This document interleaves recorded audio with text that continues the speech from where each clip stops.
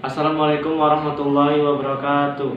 Perkenalkan, nama saya Ardi Nanang Prayoga. Nama saya Auliana Fira.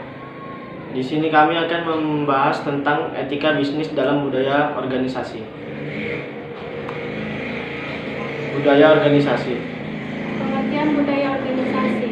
Pada dasarnya, pengertian dari budaya organisasi adalah suatu karakteristik yang terdapat pada suatu organisasi dan dijadikan sebuah tuntutan organisasi atau perusahaan sehingga mampu membedakan dengan organisasi lain.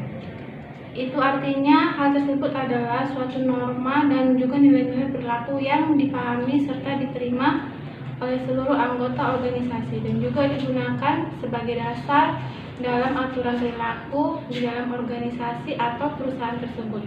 Budaya dalam suatu organisasi akan melibatkan seluruh pengalaman filosofi, pengalaman, ekspektasi dan juga seluruh nilai yang terdapat di dalamnya sehingga nantinya akan terefleksi dalam kegiatan setiap anggota mulai dari pekerja, interaksi dengan lingkungan luar hingga ekspektasi yang diharapkan bisa terwujud di masa depan. Pengertian etika bisnis. Kata etis dalam pemahaman penulis merujuk pada pemahaman buku, berarti sesuatu hal yang terpikir, terasakan, dan dipercaya bahwa hal itu adalah benar serta sesuai dengan pemahaman religius dalam memberikan dominasi peraturan dalam kehidupan secara pribadi maupun sosial. Sementara etika menurut gramatikal kamus adalah prinsip tingkah laku yang mengatur individu ataupun kelompok yang berupa kajian moralitas. Secara singkat dapat kita perjelas bahwa etika adalah penelaahan terhadap subjek moralitas. Pengertian ini selaras dengan yang diungkapkan oleh Griffin dan Ebert tahun 2010. Etika merupakan keyakinan mengenai tindakan yang benar dan yang salah, atau tindakan yang baik dan yang buruk mempengaruhi hal lainnya.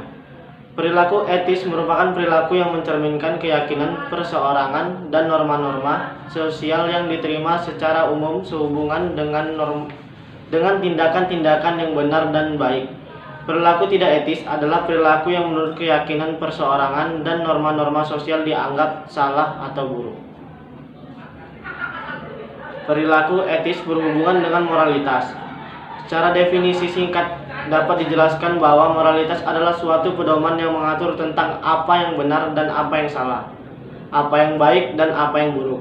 Tentunya dengan menguniversalkan suatu pedoman dalam memberikan nilai moralitas yang benar, maka harus ditentukan standar-standar tertentu dalam perkembangannya. Standar tersebut dapat kita sebut sebagai standar moral. Standar moral memiliki nilai esensial tersendiri dalam menjalankan fungsinya sebagai pedoman moralitas, yaitu berupa sebuah standar moral berkaitan dengan hal yang mempunyai konsekuensi yang serius, melampaui kepentingan pribadi, didasarkan pada penalaran yang baik bukan otoritas, berdasarkan pertimbangan yang tidak memihak dan pelanggarannya diasosiasikan dengan perasaan bersalah, malu, atau dengan kosakata moral tertentu. Dengan adanya standar moral tersebut dapat ditentukan apakah suatu tindakan tersebut bermoral atau tidak. Sehingga dalam range tersebut dapat dipelajari kajian-kajian etika dalam bidang tertentu, seperti dalam bidang bisnis yang dikaji melalui genre studi etika bisnis.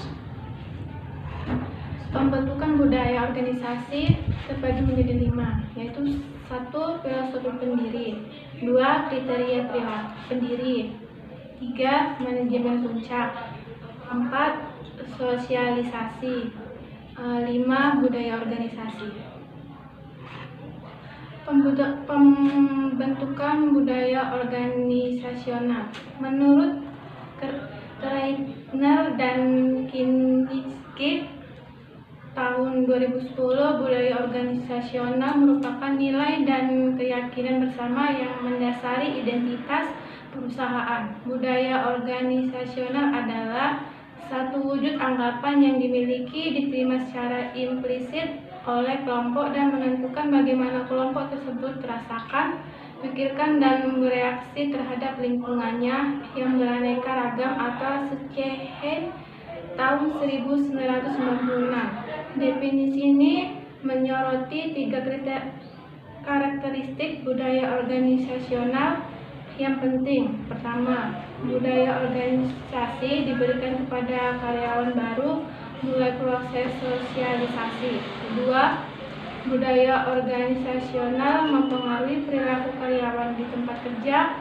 Akhir, budaya organisasional berlaku pada 2 tingkat yang berbeda. Masing-masing tingkat bervariasi dalam kaitannya dengan pandangan keluar dan kemampuan bertahan terhadap perubahan Sukheim tahun 1992.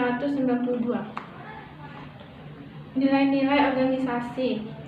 Nilai-nilai dan keyakinan organisasi merupakan dasar budaya organisasional. Keduanya juga memainkan peran penting dalam mempengaruhi etika berperilaku atau Kreitner dan Kinci tahun 2010. Ada 2 nilai organisasi, yaitu nilai pendukung atau exposed values dan nilai yang diperankan enacted values. Nilai pendukung exposed values menunjukkan nilai-nilai yang dinyatakan secara eksplisit yang dipilih oleh organisasi. Umumnya, nilai pendukung dibentuk oleh pendiri perusahaan atau tim top manajemen. Nilai yang diperankan merupakan nilai dan norma yang sebenarnya ditunjukkan atau dimasukkan ke dalam perilaku karyawan. Di sini selanjutnya adalah model perilaku etis. Tingkah laku dan tindakan etis merupakan produk dari kombinasi pengaruh yang kompleks. Pada bagian tengah model gambar 1 adalah pembuat keputusan individu. Individu memiliki kombinasi karakteristik kepribadian, nilai, dan prinsip moral yang unik, yang berlandaskan pada perilaku etis maupun tidak etis. Selanjutnya, gambar 1 menggambarkan 3 sumber pengaruh utama terhadap peran yang diharapkan pada seseorang. Orang-orang memainkan banyak peran dalam kehidupan termasuk karyawan atau manajer. Harapan seseorang mengenai bagaimana peran tersebut harus dimainkan dibentuk oleh faktor budaya, organisasi, dan lingkungan umum. Terdapat pula pengaruh-pengaruh yang mengganggu organisasi. Banyak penelitian telah menemukan kecenderungan pada manajer tingkat menengah dan yang lebih rendah untuk bertindak tidak etis dalam menghadapi tekanannya. Ini adalah gambar model etika berperilaku di tempat kerja, yaitu secara individu terdapat pengaruh kepribadian, nilai, prinsip moral, sejarah yang menguatkan, dan gender. Pengaruh terhadap budaya, yaitu keluarga, pendidikan agama, media massa, atau hiburan. Selanjutnya yaitu ada organisasi. Ada kode etik, budaya organisasi, model peran, tekanan untuk mencapai hasil yang diharapkan, dan sistem penghargaan yang diharapkan, yaitu pengaruhnya yaitu terhadap ekonomi, politis, hukum. Mengembangkan iklim etika bisnis organisasi. Organisasi berusaha mendorong perilaku etis dan melarang perilaku tidak etis dengan berbagai cara. Misalnya menetapkan aturan main dalam menjalankan dan mengembangkan posisi etis yang jelas mengenai cara perusahaan dan karyawan menjalankan bisnisnya, atau Griffin and Everett tahun 2010. Umumnya, langkah tunggal paling efektif yang tepat diambil perusahaan adalah memperlibatkan dukungan manajemen puncak terhadap tindakan yang etis. 2 pendekatan paling umum untuk membentuk komitmen manajemen puncak terhadap praktik bisnis yang etis adalah membuat peraturan tertulis atau disebut dengan kode etik dan memberlakukan program etik. Kode etik adalah dokumen tertulis berupa prinsip filosofis dan mengartikulasikan nilai-nilai yang dipeluk oleh organisasi. Kode mengartikulasikan parameter etika organisasi, yaitu apa yang bisa diterima dan apa yang tidak. Gambaran 2 mengilustrasikan peranan penting etika dan nilai yang harus digunakan dalam kebijakan korporasi. Pada dasarnya, gambar tersebut menyarankan bahwa walaupun strategi dan praktik bisnis bisa sering berubah, bahkan tujuan bisnis kadang-kadang berubah, prinsip, inti, dan nilai-nilai organisasi harus tetap bertahan yang tertuang dalam kode etik perusahaan. Budaya bisnis merupakan elemen yang kompleks yang merefleksikan budaya organisasional dan komponen-komponennya, seperti pendekatan etika dalam bisnis, penerapan tanggung jawab sosial, dan menjaga etiket dalam setiap perilaku bisnis. Di sini adalah gambar prinsip-prinsip inti dan nilai organisasi. Yang pertama, prinsip-prinsip dan nilai organisasi itu tidak dapat berubah. Yang kedua, tujuan organisasi dapat berubah sekali-sekali.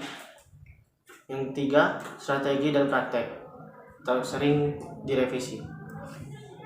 Fungsi atau peran penting budaya organisasi.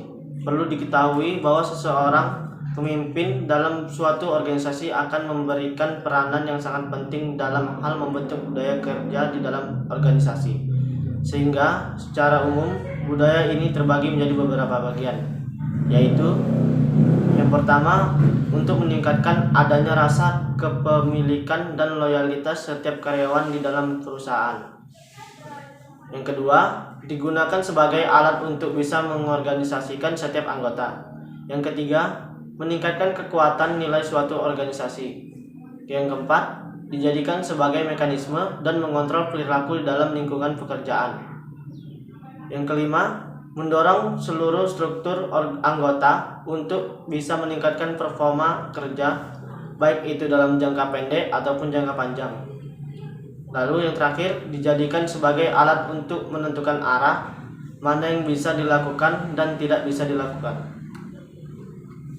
Sekian dan terima kasih. Itulah presentasi yang kami sampaikan. Assalamualaikum warahmatullahi wabarakatuh.